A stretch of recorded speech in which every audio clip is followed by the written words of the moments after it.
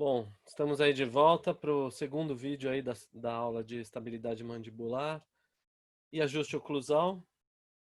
Espero que vocês já tenham entendido o que foi falado no último vídeo. E vamos dar sequência aí, lembrando que as dúvidas é importante que vocês anotem e conversem conosco todos. Então vou passar aqui novamente para a apresentação, né? Compartilhar a tela aí. Não vai dar muito tempo para a gente fazer a recordação do que já foi falado e tal.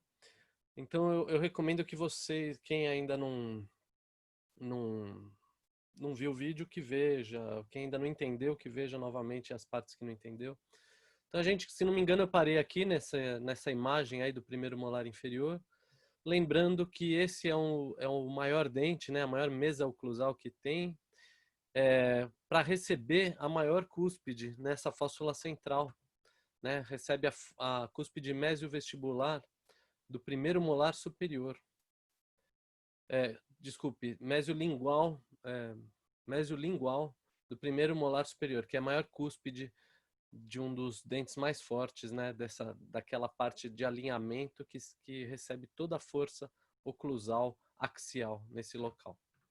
Então, continuando, quando a gente fala em estabilidade, agora vamos pensar, vamos pensar em cada dente, ou melhor, cada ponto cada local onde os dentes de um arco encostam nos dentes do outro arco, para entender como que se dá essa estabilidade, para começar a entender isso. Então, os dentes superiores se encostam, né, em cêntrica com os dentes inferiores. Idealmente, como vocês viram na aula do professor Luiz, ele já mencionou isso. O ideal é aquela relação cúspide-fossa, ou seja, a cúspide de um elemento superior encostando na fossa de um elemento inferior, ou o contrário, a cúspide de um elemento inferior encostando na fossa de um elemento superior. Então, esse contato é o ideal por quê? Porque nesse contato já se dá pelo menos 3 pontos, né? O ideal seriam 3 pontos nesse contato, porque quando uma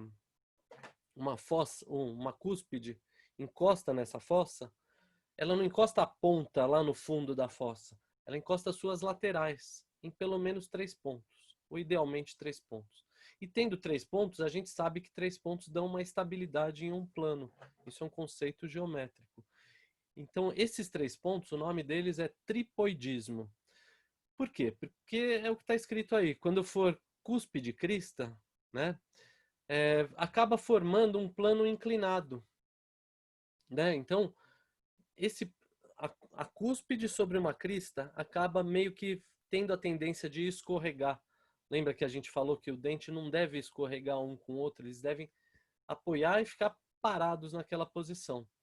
Quando a gente tem esse plano inclinado, a tendência é separar. A tendência é justamente com essa tendência de escorregar o dente.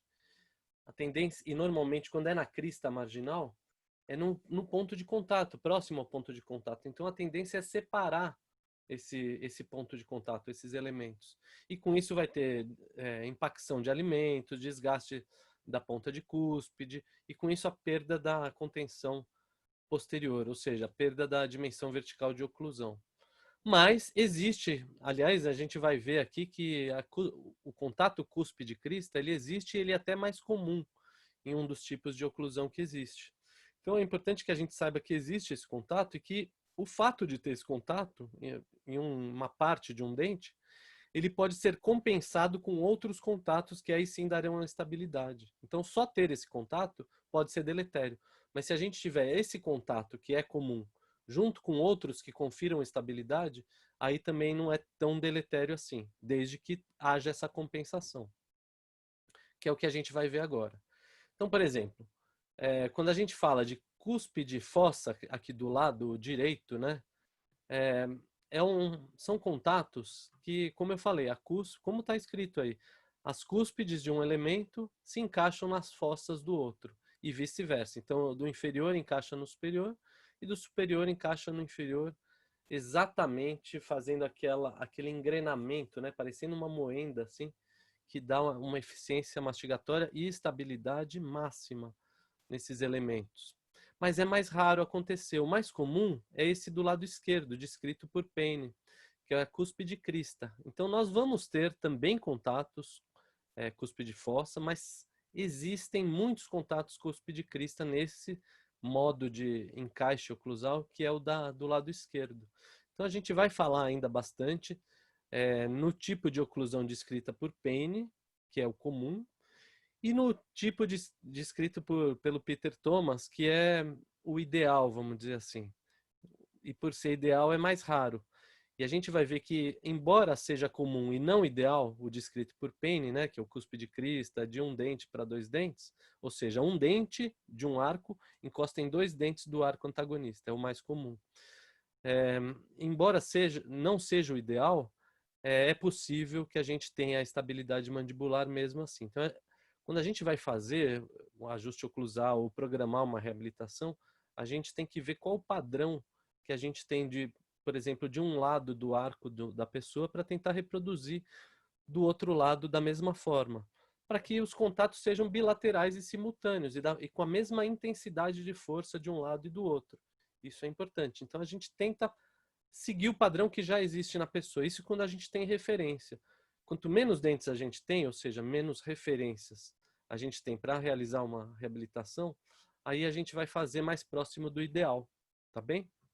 Como a gente já conversou várias vezes sobre isso. Então, notem a sutil diferença, né?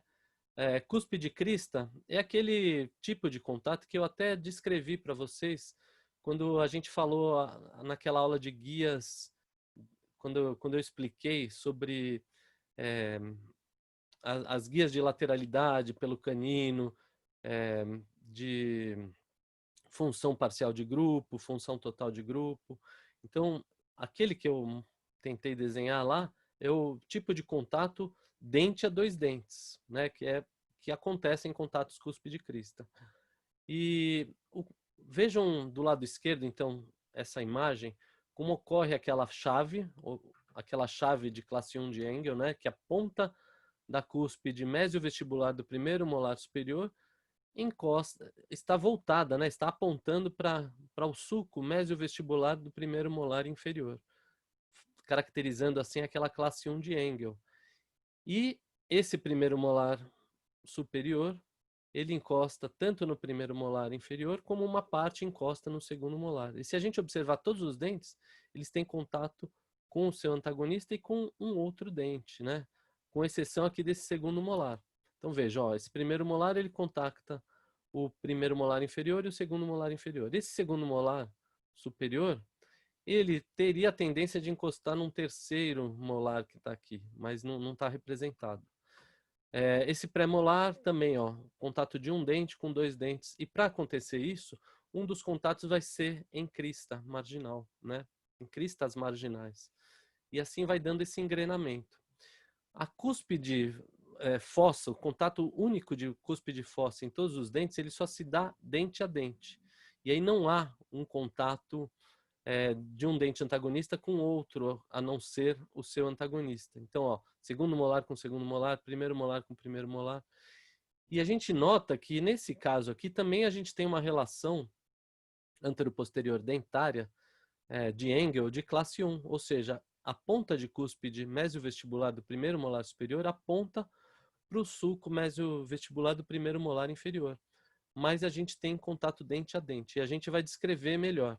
Embora que nesse desenho dá a impressão que esse segundo premolar está encostando aqui na mesial também do primeiro molar inferior, né? Mas a gente já vai ver em outros esquemas como isso não acontece idealmente, né? Então, a gente vai ver como que o Schillingburg descreve. Schillingburg é um autor do livro que a gente usa em prótese fixa, um livro clássico de um dos livros que a gente usa em prótese fixa. Um livro bem clássico que descreve esses contatos, né? Tanto os de Payne quanto os de Thomas, né? E são padrões de contato ideal que vão dar a eficiência mastigatória e estabilidade mandibular. Então vejam outra fotografia. Aqui nós temos o contato de um dente para dois dentes, aquele engrenamento que a gente mostra as pontas de cúspide apontando para as papilas, né? As papilas gengivais que ficam nas ameias, entre um dente e outro. Então é um contato assim que dá a impressão para a gente que ele é mais encaixadinho do que esse que a gente observa quando é dente a dente. Notem que aqui, ó, esse dente, opa, voltar. Esse primeiro molar encosta no primeiro molar inferior, o segundo pré-molar no segundo pré-inferior, o primeiro pré no primeiro pré e assim por diante. Dá a impressão que aqui a gente tem um espaçamento, tem até diastemas, né? Que a gente vai ver que isso talvez não seja também desejável, né? Mas em termos de eficiência mastigatória, a gente vai ver que quando é dente a dente, a gente tem até mais contatos e mais contatos com eficiência mastigatória e maior estabilidade também do que o outro, mas é bem menos comum. Estaria assim 5% da população, vamos dizer assim. Então, a gente tem que evitar planos inclinados, porque os planos inclinados, eles não dão estabilidade de contato. Vamos entender que a gente sempre prefere aquele contato que gere a resultante de forças praxial no longo eixo dos dentes posteriores. A falta de axialidade representa a mesma coisa que falta de estabilidade. Então, se a gente está buscando estabilidade oclusal, a gente vai buscar esses contatos perdão, axiais.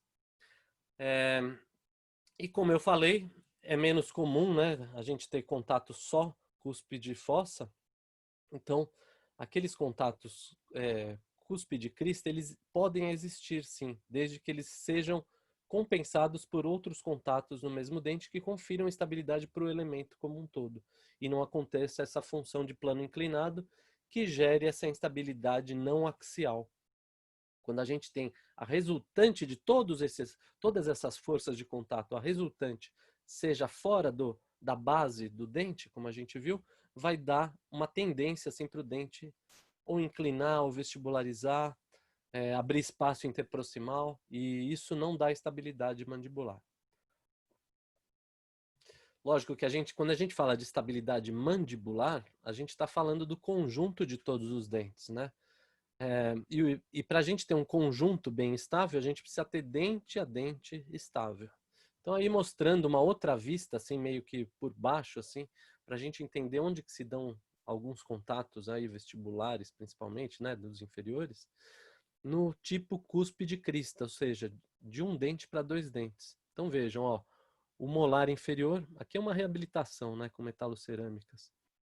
O molar inferior ele tem toque no molar superior, no primeiro molar superior, mas também tem toque na distal do segundo premolar superior. E assim a gente pode observar com cada um desses dentes que a gente está vendo. Ele tem toque, esse dente toca nesse e toca nesse, e assim por diante. Então a gente vai ter o tipo de contato posterior de um dente para dois dentes, que é o mais comum que existe. Essa fotografia também é do meu colega, né, Marcelo Musilli, que eu cito bastante. Ele é um baita professor da área de prótese também, e ele tem aulas maravilhosas que eu indico também que sejam assistidas para a gente ampliar o nosso conhecimento. Então é muito importante quando a gente tem colegas que contribuem para essa troca, né, de conhecimento, senão a gente fica muito hermético, a gente fica fechado na nossa forma de falar. Então é sempre bom a gente ampliar e ver como colegas estão falando os mesmos assuntos que a gente trata também. Então essa imagem aí vocês encontram no livro que eu mencionei para vocês, que é do autor Schillingburg, que mostra uma série de contatos, é uma sequência de 4 fotografias ou 4 desenhos esquemáticos que mostra esse contato cúspide crista, né? Esse padrão de um dente para dois dentes, descrito por Payne. Então vejam, como regra, a gente pode dizer, isso vale para qualquer tipo de contato, mas quando a gente vai raciocinar e tentar pensar onde que se dão esses tripoidismos, a gente tem que ver onde são as cúspides, né? Principalmente as cúspides de suporte, né? Aquelas VIPs que a gente fala, onde que elas encostam no antagonista. Então, onde as palatinas superiores encostam nos dentes inferiores, né? Que a gente sabe que é no alinhamento do sulco principal, e onde que as cúspides vestibulares inferiores encostam em tripoidismo, idealmente, nos antagonistas, nos dentes superiores. E a gente sabe que também é na região de sulco central, no alinhamento de sulco central dos dentes posteriores superiores. Mas como regra geral, guardem o que eu vou falar agora. Os dentes, as cúspides vestibulares inferiores, elas têm uma tendência. Eu vou até interromper um pouco aqui o compartilhamento para a gente falar isso. Guardem isso. Até anotem aí. Eu devia ter feito um slide específico sobre isso. Talvez eu faça assim para o futuro. Mas guardem essa regra geral, que com isso a gente consegue raciocinar bem, para a gente tentar inferir onde que deveriam ser os contatos quando a gente tem uma relação anteroposterior próxima da classe 1. As cúspides vestibulares dos inferiores, que fazem parte das VIPs, né? Ou seja, são parte das cúspides de suporte, né? Vestibulares inferiores, palatinas superiores. As vestibulares inferiores, elas tendem a tocar na região mesial dos dentes superiores. Então, as vestibulares inferiores, né, são as VI dos VIPs, tendem a tocar na mesial dos superiores. Enquanto que as palatinas dos superiores, as PS, tendem a tocar nas partes distais dos dentes inferiores. E esse raciocínio ele é mais válido quando a gente pensa nesse tipo de oclusão, que é a mais comum, que é a descrita por Payne, que é a oclusão de um dente para dois dentes. Então, vou voltar lá naquela imagem do Schillingburg para a gente poder observar isso. E notem que no roteiro de estudos de vocês, tem uma questão relativa a esse aspecto. Então, eu quero que vocês prestem bastante atenção, porque isso é um ponto de partida para a gente entender a estabilidade mandibular. Então, vou voltar com a projeção. Só um minutinho.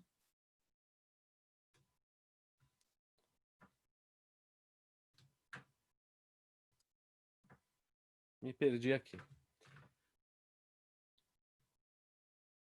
Então, voltar com a projeção para a gente discutir exatamente isso que eu falei. Então, guardem. As vestibulares dos inferiores tocam na mesial dos superiores. E as palatinas dos superiores tocam nas distais dos inferiores, tá? Isso a gente vai observar aí. Existe essa tendência, principalmente nesse tipo de oclusão de um dente para dois dentes, descritos por Payne. Então, vamos ver o que está no livro do Schillingburg. De novo aqui, a projeção. Então, temos essa imagem aí do livro do Schillingburg. Vejam, aquilo que eu falei, vestibulares, quando a gente fala das cúspides VI, né? Depois a gente vai ver as PS, mas as VI, ó, vestibulares dos inferiores, todas as pontas de cúspides dessas cúspides de suporte. Então nós temos aqui um contato que vai se chamar número 1, aqui dois contatos, um nessa vertente mesial, outro nessa aresta, né? Nessa aresta mesial, outro nessa aresta longitudinal distal, outro aqui nessa aresta longitudinal mesial dessa cúspide mesiovestibular, outro na aresta distal, dessa aresta longitudinal distal da cúspide mesiovestibular. Então a gente começa a ver que cada ponto desse corresponde aonde cada numerinho desse, númerozinho desse, vai se encostar no seu antagonista aqui nessa foto do lado direito. Então vejam, a regra que eu falei. As vestibulares dos inferiores tendem a tocar na mesial dos superiores. Então, ó, essa ponta de cúspide do primeiro molar inferior vai se relacionar com o toque número 1, ó, 1 com 1. Vai se relacionar na crista marginal do primeiro molar superior. Então, ó, um toque na ponta de cúspide contra o mesmo toque, né, no seu antagonista, que é na crista marginal do superior, tá? Então, ó, a regra. As vestibulares dos inferiores tendem a ir para a mesial dos superiores. Aí, quando a gente fala de segundo pré-molar, esses dois toques aqui, representados pelo número 2, vão representar, ó, a mesial do segundo premolar superior. E toca também na crista marginal distal do primeiro. Então, o que a gente vai ter no primeiro molar superior? A gente vai ter dois toques. Então, um toque está compensando o outro para conferir a estabilidade, né, desse elemento. Então, vejam, a gente tem um toque na mesial, outro toque na distal. Isso dá uma estabilidade não tão boa, porque a gente sabe que a estabilidade ideal é com 3 pontos.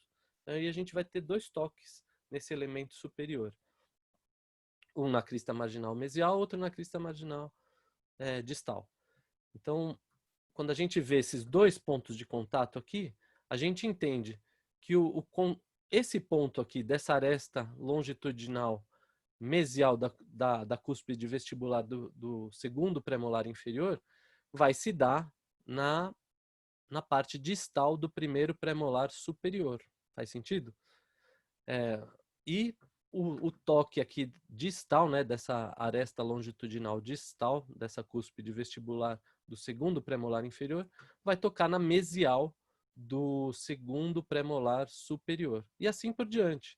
A gente vai ver, ó, esses 2 toques dessa cúspide mesio-vestibular do primeiro molar inferior vai estar relacionado também, ó, crista marginal distal do segundo premolar superior e crista marginal mesial do primeiro molar superior. E assim vai. Vejam aqui, ó, o contato da mediana. Esse eu já falei para vocês muitas vezes. O contato da cúspide mediana, né, médio vestibular aqui do primeiro molar inferior, nesse padrão descrito por Payne de dente a 2 dentes, vai se dar onde? Que a gente já falou bastante. Em um tripoidismo lá no meio daquela fotografia que eu comecei esse vídeo, essa segunda aula. No meio da fóssula central, vai dar na fóssula central do primeiro molar superior. Eu confundi. Depois eu mostro que no caso da mesiolingual do superior, vai se dar também na fóssula central do inferior. A gente já vai ver isso. Mas essa cúspide mediana aqui, do primeiro molar inferior, vestibular, ela vai se dar também na fóssula central do primeiro molar superior. Em tripoidismo. Aqui sim a gente vai ter um contato bem ideal, que é aquele contato que vai receber a maior carga respiratória, a maior carga mastigatória. Está aqui, ó, alinhado com o massetério pterigóideo medial. Então, na hora que faz essa força máxima de contração muscular desses músculos, de elevação da mandíbula, muita da força vai se dar nessa fóssula central do superior e também na fóssula central do inferior, que a gente já vai ver isso. Por enquanto, a gente está vendo os contatos dessas cúspides vestibulares inferiores com seus antagonistas. Depois a gente vai ver da palatina superiores com seus antagonistas, ou seja, são os mesmos dentes, contatos diferentes. Então, quando a gente fala aqui também do pré-molar, né, desse pré-molar, a gente depois vai entender que vai ter mais contato aqui nessa palatina do pré-molar, né, idealmente. Embora que alguns autores, depois a gente vai ver isso, alguns autores dizem que essa palatina do primeiro pré-molar superior acaba não encostando, entendeu? Então, vocês podem ver, quando a gente está excêntrica, eu consigo sentir isso em mim um pouco. Se eu passo a língua assim por dentro, para sentir a cúspide palatina do meu primeiro pré-molar inferior, eu sinto que ela não encosta na fóssula do inferior. Mas isso a gente já vai falar quando a gente for falar dos contatos dos superiores em relação aos inferiores. E essa cúspide disto vestibular do primeiro molar inferior? Segundo Payne, não tem contato. Então, a gente não vê contato funcional dessa cúspide também. Aí a gente já passa para o segundo molar inferior. A gente vai ter 2 contatos na cúspide mesovestibular, que equivalem a esses contatos número 5. Um na crista marginal distal do primeiro molar superior e outro na crista marginal mesial do segundo molar superior. E a última cúspide, né, do inferior, a última cúspide, a cúspide disto vestibular do segundo molar inferior, essa sim vai ter um contato em tripoidismo, que vai ser, vejam lá, na fóssula central também, do segundo molar superior. Então, um contato ideal daqueles de tripoidismo. Então, esses contatos se somam com os contatos agora que a gente vai ver das palatinas dos superiores que vão entrar em contato aqui nesses sulcos principais, né? Nesse sulco principal, nos sulcos principais dos molares inferiores, que é a imagem a seguir. Então, ó, são os mesmos dentes que a gente está avaliando, só que agora a gente está vendo os dentes superiores e onde que esses dentes superiores encostam nos inferiores, tá? Então a gente tem, ó, primeiro pré-molar superior, né? Contatos número 1, um contato em tripoidismo ideal, né? Idealmente, encostando aqui, ó, nessa fóssula distal do primeiro pré-molar inferior. Então lembrem aquela regra que eu mencionei quando eu interrompi o vídeo. As palatinas superiores têm a tendência de tocar nas distais dos inferiores. Então gravem essa regra também.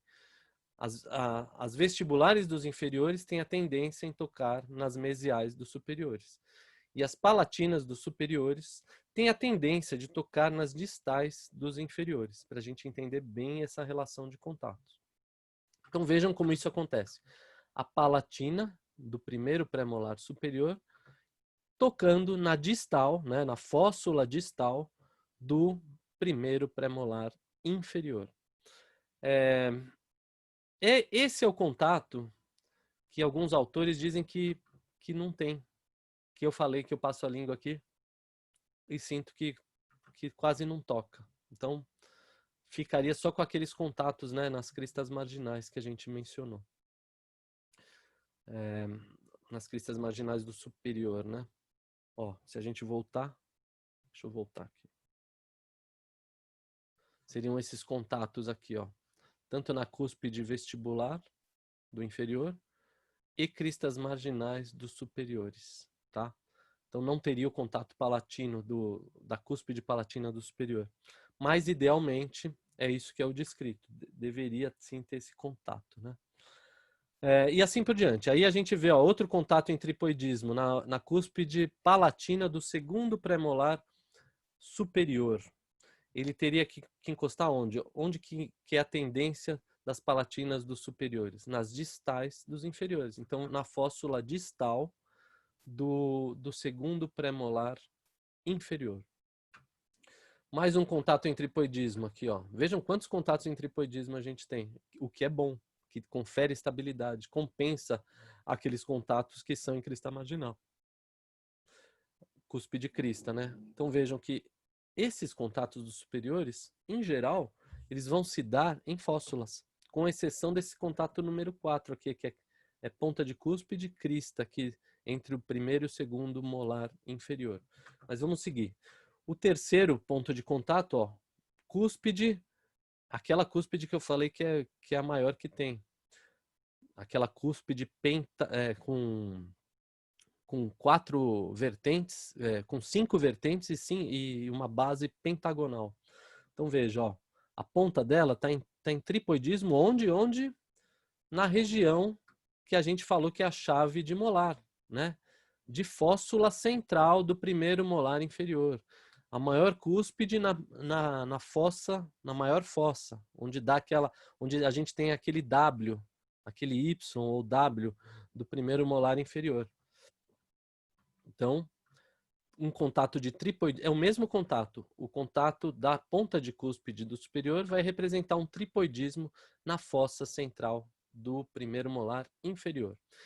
E nesse tipo de contato, a gente tem essa cúspide disto-lingual ou disto-palatina do primeiro molar superior, tocando aqui, ó, a parte mesial na distal do primeiro molar. E a parte distal, né? A parte distal, tocando na mesial do segundo molar inferior. E aí o contato número 5, outro contato de tripoidismo, né? Da cúspide mesiolingual, também na fóssula central do segundo molar inferior. E um último contato aqui na ponta de cúspide disto-palatina do segundo molar superior, quase na crista marginal, né, na fóssula distal, indo para a crista marginal do segundo molar inferior. Então, esse tipo de relacionamento, arco superior com arco inferior, é o relacionamento mais comum e mais completo para que dê estabilidade e eficiência mastigatória nesse tipo de oclusão dente a dois dentes, que é o mais comum. 95% da população, descrito por Payne, e essas imagens estão no livro do Schillingburg. E aí a gente vê, num outro desenho esquemático, todos os contatos aqui, ó. Os contatos nos dentes posteriores, inferiores, quando a gente pensa de dente a dois dentes. Então é a mesma coisa que foi descrita numa outra forma de enxergar. Então, ó, esse contato cúspide-crista, dente a dois dentes, a gente vai ter dos inferiores, né, os inferiores, ocluindo nessas fóssulas aqui dos superiores, e as palatinas dos superiores ocluindo na fóssula central dos inferiores, conferindo aqueles contatos que a gente mostrou naquela imagem do Schillingburg. Então, mais um desenho esquemático. Aqui na verdade, são modelos em gesso que foram desenhados. Isso também é uma forma interessante de estudo. A gente ter modelos, vocês podem fazer isso no manequim. Na hora que vocês estiverem estudando esses contatos, peguem o manequim e desenhem com aquela caneta que depois você passa um pano com álcool, um papel assim embebido com álcool, e dá para limpar. Então a gente tentar colocar onde que se dão esses pontos de contato do superior em relação ao inferior. É um belo exercício para se fazer também. Então, seguindo aí, a gente vê que, por exemplo, os pontos de contato aqui dessa ponta de cúspide se relacionam com esse do inferior e assim por diante. Então, um casa com o outro. Então, o ideal, como a gente já falou, só para a gente deixar bem fixado, é o tripoidismo, porque 3 pontos determinam um plano e dá estabilidade. E aí ocorre uma neutralização de forças em planos opostos, né, com a resultante axial no longo eixo do dente, o que é extremamente importante para que nós consigamos. Vale a gente lembrar, né, da inclinação dos dentes superiores, um pouco para vestibular, e a inclinação dos dentes inferiores um pouco para lingual, que favorecem esse tipo de contato, favorece esse encaixe cúspide-fossa, que é o ideal. E lembrar que essa questão do tripoidismo, na verdade, quando a gente fala de tripoidismo, não é a ponta de cúspide que encosta lá no fundo de sulco. Na verdade, é como se a gente colocasse uma esfera dentro de um cone, como está colocado aí. Na verdade, é como se fosse assim um cone maior dentro de um outro cone.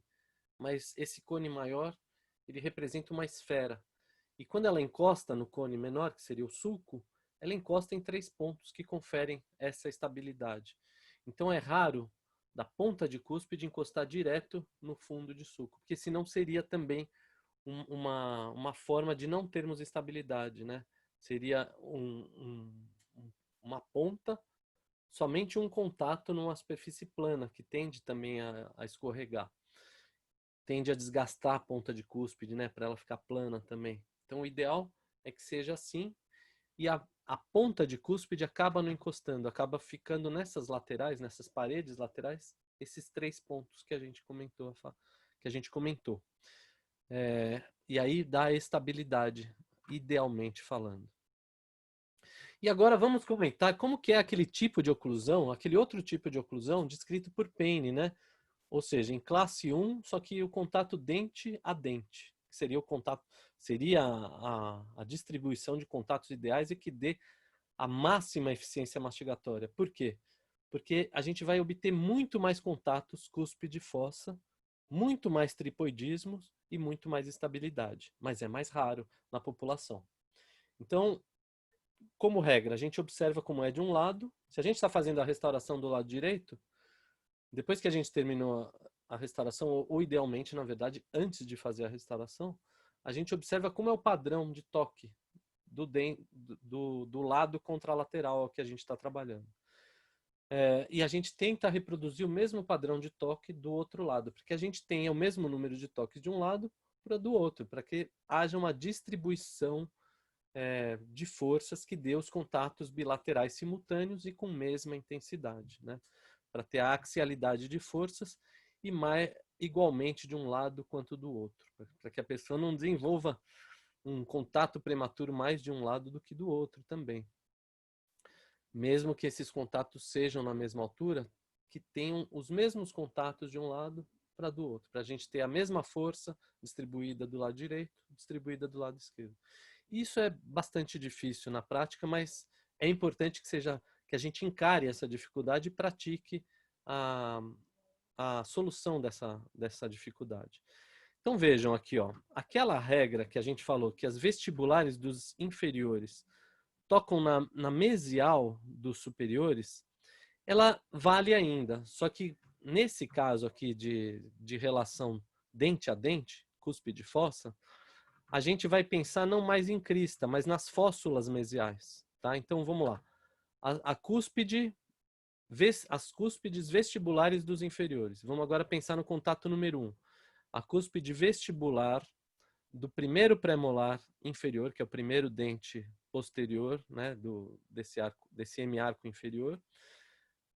Em tripoidismo, ela vai tocar onde? Na fossa mesial. A fossa mesial do primeiro premolar do superior. Então, aquela regrinha ainda meio que vale, só que ao invés de ser em crista marginal, é na fossa mesial, né? E aí a gente vai ter um tripoidismo contra um tripoidismo, ou seja, quase que o ideal.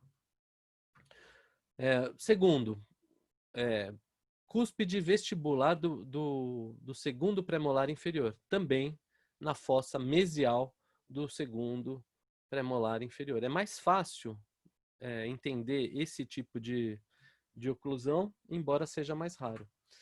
E aí a gente vai ter, ó, quando a gente fala de primeiro molar inferior, as três cúspides, nesse caso aqui, elas tocam, e as três em tripoidismo. A mesial, a mediana e a distal. A mesial, que é o contato número 3, vai estar onde? Na fossa mesial. A mediana não vai mudar. Ela sempre vai ser lá naquele lugar que a gente já viu no outro tipo de contato. Na fossa central do primeiro molar superior. E a distal, na fossa distal do primeiro molar superior. Então, muito fácil. Aqui a gente não vai ter contato em crista marginal. E o segundo molar superior, lembram que esse dente tem 4 cúspides, ou seja, 2 vestibulares, 2 linguais.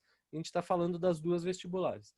A mesiovestibular na fossa mesial do segundo molar superior. Tudo em tripoidismo.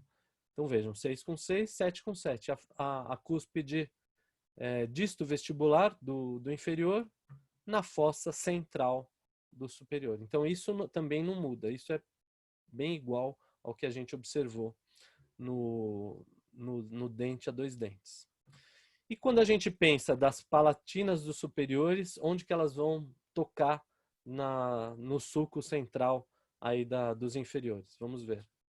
Mesma coisa. Então a gente viu que aquela regra geral que eu até parei o vídeo para falar, que as palatinas dos superiores têm a tendência de tocar nas distais dos inferiores. Vamos ver como isso se dá aqui? Ó, palatina do primeiro premolar superior, contato número 1, na fóssula distal do primeiro premolar inferior. E aqui é fácil, porque é dente a dente, é primeiro pré com primeiro pré, segundo pré com segundo pré, primeiro molar com primeiro molar, segundo molar com segundo molar. Segundo pré-molar, cúspide palatina em tripoidismo, onde? Fóssula distal do segundo pré-molar. Muito fácil. E aí aquela cúspide, aquela célebre cúspide, que isso não muda, nem do primeiro molar, nem do segundo molar, a cúspide mesio-lingual do primeiro molar superior, onde? Lá, na fossa central, a região de chave de oclusão, na fossa central do primeiro molar inferior. Então, a maior cúspide na maior fossa, como a gente já falou várias vezes. E a cúspide disto lingual, onde? Na fossa distal do primeiro molar inferior. No segundo molar superior, temos também mesial e distal. A mesial na fóssula central do segundo molar inferior. E a cúspide distolingual na fóssula distal do segundo molar inferior. Então, com isso, a gente vê a relação de contatos do dente a dente. Notem o seguinte, ó, se a gente for observar, só isso eu queria falar com vocês. Que contatos que se dão nesse dente que eu falei que é um dos mais importantes? Quando a gente fala em dente a dente, ó, 2 tripoidismos, a gente vai ter 6 contatos. E quando a gente ainda quer contar os contatos das cúspides vestibulares, a gente vai ter 6 mais... Vamos lá. 1, 2, 3, 4, 5, 6, 7, 8, 9. 15 contatos, né? 6 mais 9. 15 contatos quando a gente fala dente a dente. Se a gente fala dente a 2 dentes, deixa eu voltar lá para vocês verem. A gente vai ter, ó, 1, 2, 3, 4. 4 contatos. Mais 1, 2, 3, 4, 8 contatos. Aí um distal aqui, 9 contatos. Então são 9 contatos desse padrão dente a 2 dentes contra 15 contatos do padrão dente a dente. Então, só com esse exemplo a gente vê que a eficiência mastigatória, quando a gente pensa de dente a dente, ela é maior, porque ela tem mais contatos e esses contatos de melhor qualidade, todos eles em tripoidismo, que é o que está nesse slide, inclusive, que é o que dá estabilidade, que dá axialidade para o longo eixo, que é o ideal que a gente tenha. Mais raro. Então, por isso a gente tem que saber o mais ideal e mais raro e o dente a 2 dentes, que é o mais comum. Então, quando a gente compara, ó, dente a 2 dentes e dente a dente, dente a 2 dentes a gente vai ter oclusão em cristas e também em fossas. Está em 95% da população, como eu já falei. Vamos ter o efeito de cunha em cristas, né, que daria uma resultante não axial, mas a gente vai ter a resultante total de forças nessa axial. Então, compensa esses contatos aí que seriam deletérios caso só houvessem esses. Aí, como eu falei, no primeiro molar, a gente vai ter 9 pontos de contato no primeiro molar contra o primeiro molar. E o dente a dente, a gente vai ter oclusão em fossas apenas, que seria o ideal. 5% da população, as resultantes paralelas ao longo eixo do dente, ou seja, a gente tem mais forças axiais e menores forças laterais, né, por ser o ideal. E a gente vai ter 15 pontos de contato, como a gente falou, na mesa oclusal do primeiro molar inferior, que é o maior dente que existe. E aí, descrito tudo que a gente falou. Esse aqui é uma descrição de pontos de contato mais simplificada, que está no livro do Paulo Cano. Diferente do que a gente acabou de ver no Schillingburg, né? O Schillingburg ele dá uma distribuição de pontos de contato muito maior, né? Aqui o Paulo Cano ele prevê um pouco menos contatos. E aqui a gente vê os movimentos mandibulares dando, ou seja, aquela aula que vocês viram com o professor Leandro, que ele mostra os movimentos mandibulares bordejantes, e mostrando que lá nos dentes posteriores a gente precisa de liberdade de movimento em excursões. E essa liberdade vai se dar pelos sulcos de escape, né? Aquele sulco de trabalho, sulco de balanceio, sulco de protrusão, sulco de retrusão, que é o que a gente vai ver agora. Que tem consonância, né? Tem que ter uma coerência com a anatomia desses dentes. Vejam que, ó, sulco de protrusão, de retrusão, que é pouquinho, a gente faz pouca retrusão, a gente faz mais lateralidade para um lado e para o outro, ou seja, trabalho e balanceio. Então aqui nós temos o sulco de trabalho, sulco de balanceio, que tem aquela inclinação maior, o de protrusão e o de retrusão. Então, mostrando a coerência com a anatomia dentária, ou seja, a gente não pode ter obstáculos nesse trajeto, né? Então, eu vejo com muita beleza quando a gente consegue fazer uma escultura adequada, significa que a gente mantém a estabilidade, mantém a eficiência mastigatória e impede a interferência em excursões. Então, a gente precisa obter essas duas coisas, tanto a estabilidade e contatos próximos do ideais que mantenham a eficiência mastigatória. Porém, em lateralidades, a gente precisa que que não haja obstáculos. Então, o mínimo de obstrução a ponto da mandíbula ter essa liberdade em, em, em excursões bordejantes, né? E vejam, uma vez me perguntaram, acho que foi nessa turma aí de vocês que me perguntaram por que que a gente, na hora que vai fazer ajuste, pede para a pessoa abrir e fechar a boca, raspar os dentes. É justamente porque se a gente faz o ajuste no limite do movimento, ou seja, nos planos bordejantes, significa que desses limites para dentro, ou seja, os movimentos que englobam, os movimentos funcionais estão dentro dos movimentos bordejantes, significa que eles estão ajustados. Se a gente ajusta nos bordejantes, a gente garante que dos bordejantes para dentro, a gente tem um ajuste desses critérios, ou seja, estabilidade, axialidade posterior de forças e liberdade em excursões, ou seja, liberdade em protrusão e lateralidade, que confira esses sulcos aí, esse escape, sulco de trabalho, sulco de balanceio, sulco de protrusão e sulco de retrusão. Isso vale a pena vocês recordarem. Até está no final do videozinho número 1.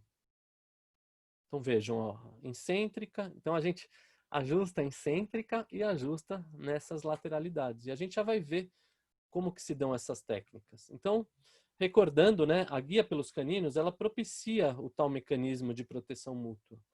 Lembrando que a guia é uma orientação, não é um contato. São guias bordejantes, né? Entre esses dentes anteriores, quando a gente fala excêntrica, em geral não tem que ter contato. E mesmo em excursões, é meio que só uma orientação.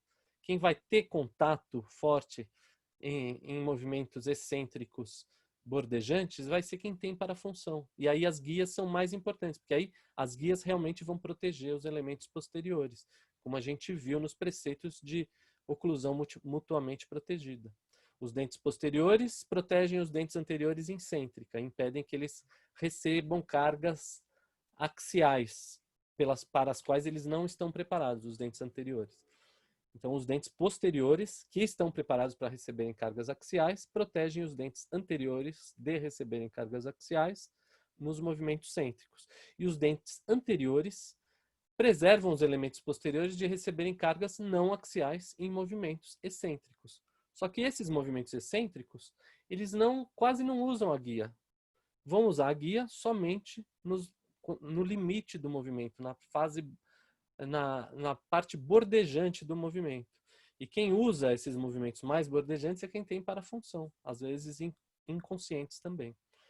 Os dentes posteriores só se contactam numa fração de segundos ao final da deglutição. A gente pode ver que quando a gente mastiga, a gente quase não encosta dente com dente. A gente faz uma mastigação que os dentes quase se encostam e no meio tem o bolo alimentar. Então a gente precisa dessa liberdade para cortar, mas a gente tem que ter, não significa que a gente vai fazer uma restauração mais baixa. A gente tem que ter a estabilidade quando ocorre o toque dentário. Quando a gente tem um contato, isso a gente falou na aula também de guias, quando a gente tem um contato do lado de não trabalho, a gente bagunça o sistema de alavancas, né? Então o ponto de apoio, que seria na ATM do lado de trabalho, ele passa a ter um ponto de fulcro, né, desse sistema de alavancas virtual, que é justamente o ponto de interferência em balanceio. Isso aqui é um exercício bem interessante, eu não sei se o professor Leandro mostrou na aula dele de movimentos mandibulares, né? Mecânica do movimento mandibular. É um exercício que uma aluna fez com aqueles bloquinhos que vocês fazem em dente, que vocês esculpem em dente. Ela fez tridimensionalmente o envelope de Posselt, ou seja, o envelope de movimentos bordejantes. Ela pegou o livro, viu as 3 vistas, né? Vista axial, vista sagital e vista axial, sagital e coronal, e esculpiu tridimensionalmente o envelope de Posselt para estudo. Então isso é um exercício que eu recomendo que vocês façam, viu? É por gosto, assim. Lógico que não é para nota, e essa menina também não fez para nota, mas ela pegou o livro, ó, como vocês estão vendo aí, e me enviou depois essas fotos. Eu fiquei bastante orgulhoso de ter visto um estudante tendo esse tipo de iniciativa. Então aqui, ó, se vocês tiverem dúvidas, né, novamente vocês conversem com a gente, anotem. Eu vou encerrar esse segundo vídeo agora. Eu acho que a gente já teve também a chance de conversar sobre assuntos densos também nesse segundo vídeo. Então recordem, tentem ver esse tipo de contatos interoclusais no padrão dente a dente, no padrão dente a dois dentes, no padrão que se fala cúspide crista e no padrão cúspide fossa. E as suas diferenças, tentem fazer desenhos, tentem responder o roteiro de estudos, que tem uma questão sobre isso. Usem o manequim para fazer o estudo desses pontos, depois apaguem, aí faz do outro tipo de oclusão também. E dúvidas, tirar com a gente. Lembrar daquela